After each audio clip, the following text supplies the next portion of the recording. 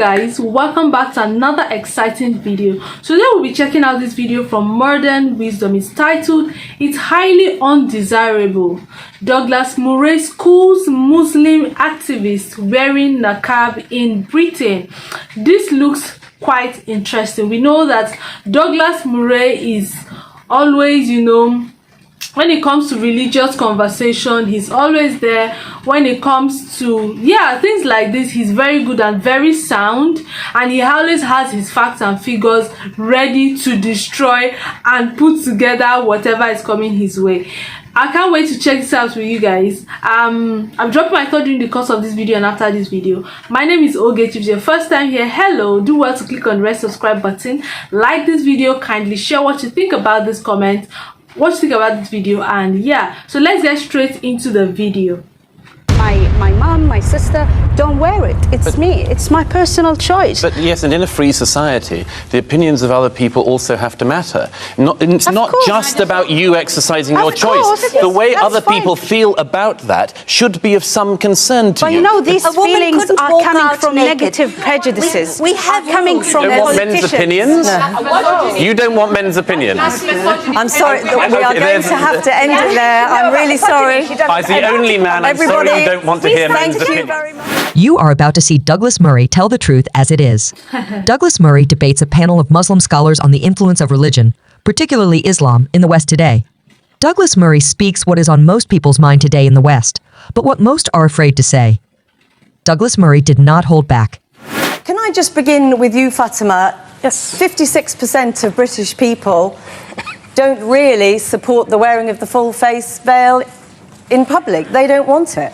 Well, I think it depends on where you take the poll, really, because something that I've recently launched is a project called Secrets of a Muslim Woman, and it's all about letting people know why we do what we do, because I think a lot of it is to do with not really being familiar with it. I mean, my message to the British public is that you've got nothing to fear. This is a piece of cloth. They don't feel that, though, do they? Because elsewhere in this poll, a majority said they don't know how to relate to a woman wearing a full face veil. I think, the people who have actually interacted with women who wear the face veil, people who work with them. I mean, we're in East London today. In East London, the veil is practically, normal on the streets of East London.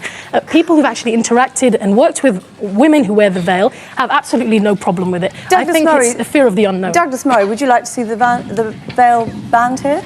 Well, I think like a majority of British people, I think that it should be banned in public places, particularly places like courtrooms, where it's absolutely imperative that a jury are able to see the faces of people who are accused. As for an overall ban, I think, look, my own opinion is that Niqab is highly undesirable. I think that we live in a society where people do show their faces, where huge amounts of our social interaction depend on people showing their faces. I think that it's very difficult to enforce a ban in public places like streets, but it should be certainly a desirable thing to discourage its wearing. To impose a ban, but in principle you'd like to see one because you think in Britain it's unacceptable. In public buildings, in courts, in schools and places like this, absolutely, I think a ban would be very sensible. In streets and so on, I think it's difficult, but it should be societally discouraged.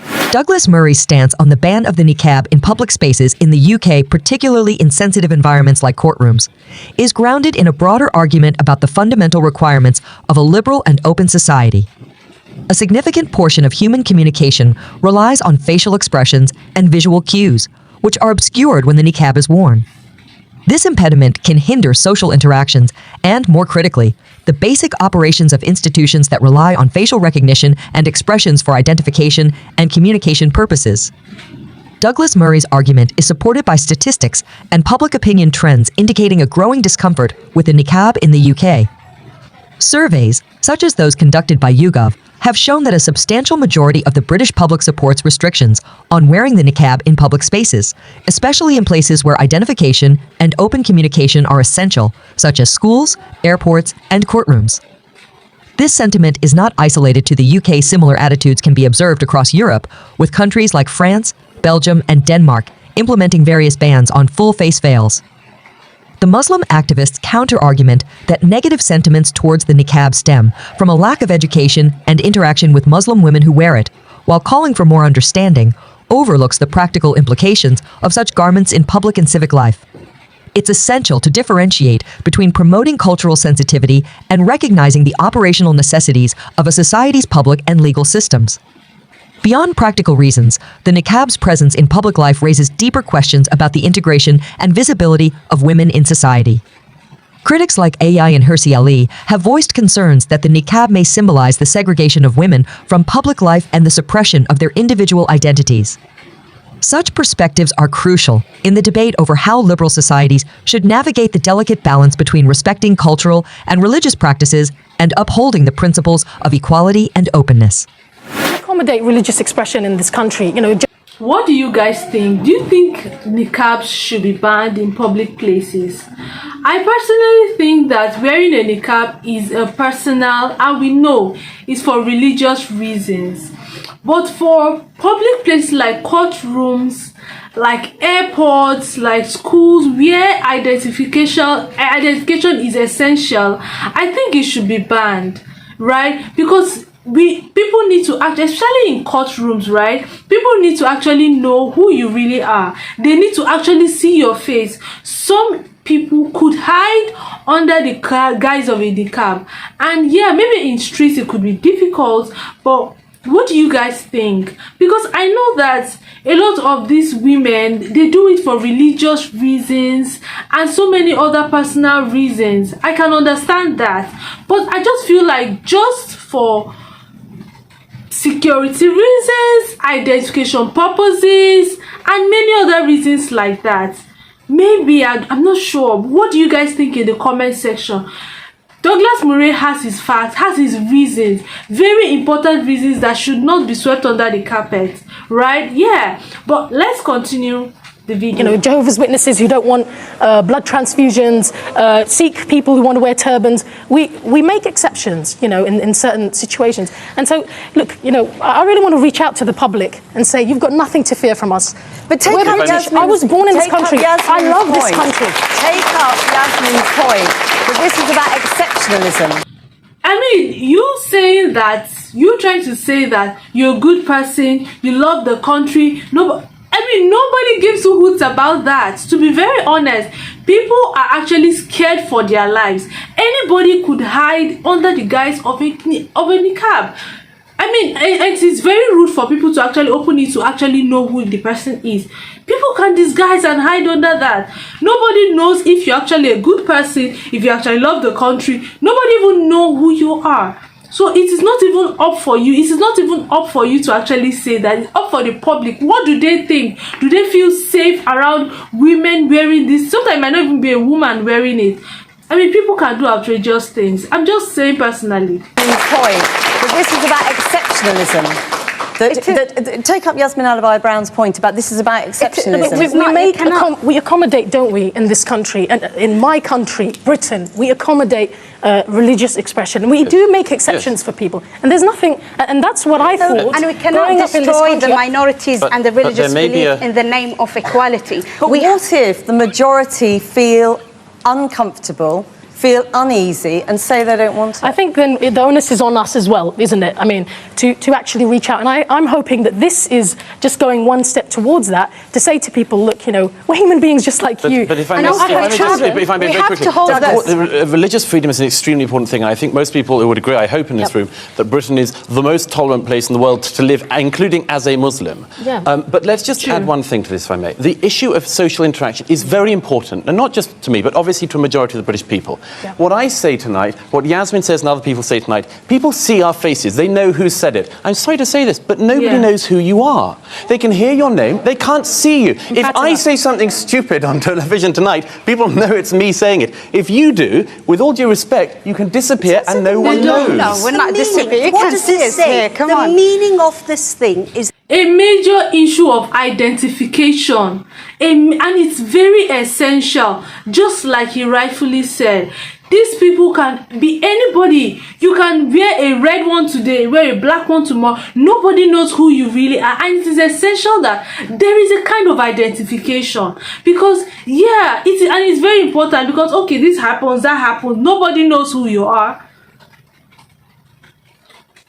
So it's very essential, honestly. Is extremely important to address. The meaning of this thing is women are by nature dangerous to men and society. Therefore, they must be covered, they must be buried. That's the meaning of it. And that's what I cannot accept.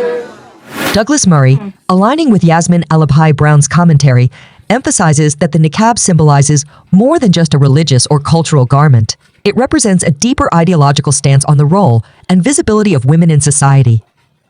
The niqab reflects a view that women are inherently a source of temptation, necessitating their physical concealment from the public eye to maintain societal decorum.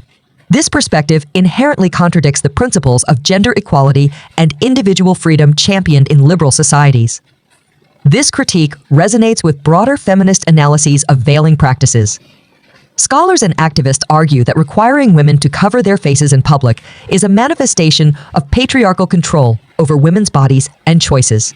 Such practices, they assert, not only segregate women from the social and political life of their communities, but also reinforce the notion that women are primarily responsible for controlling men's sexual behavior, thereby perpetuating gender inequality. Statistics from various human rights organizations underscore the impact of such ideologies on women's rights and societal integration. For instance, reports from the United Nations have highlighted how dress codes enforced on religious or cultural grounds can impede women's access to services, employment, and education, limiting their opportunities for personal and economic development. The encouragement of niqab wearing in public settings not only hinders women's visibility and participation in public life, but also symbolically takes a step back in the hard-won advancements for women's rights. The niqab, in this view, is not just a personal or isolated choice, but a public statement with implications for how women's roles and rights are perceived and enacted in society. I mean, I really do not care why, because I know that they mainly wear it for religious reasons and other deep reasons, mainly for religious reasons. But that's not even the major concern here. I think the major concern is the issue about identity and the fact that, for me, anybody can actually hide under the niqab, wearing it. Anybody. So, okay, it's like they have the same face. They have the same. They just look the same way. There is no major mode of identification. I can understand. I mean, I'm not trying to put down their religion or their beliefs or why they wear it, but maybe they can try to understand the reason or where Douglas Murray and the other woman is coming from. I strongly believe that the reason for identification is very important here, because there are other factors, other things like because it takes you a step back from the society, and I don't know, it just makes women just like, I don't know how, it just makes them feel lesser than what they can actually do in the society. I would love to really know your thoughts and comment about this particular video. What do you think about niqab wear, especially in a country like Britain? What do you think about niqab wearing? Do you feel safe? I personally, because I think I mentioned here times with that number that I have Muslim friends. A lot of them, they don't cover their faces, but I know that they are good people. They are very peaceful people. There is nothing to be scared whenever I'm not scared whenever I'm around them.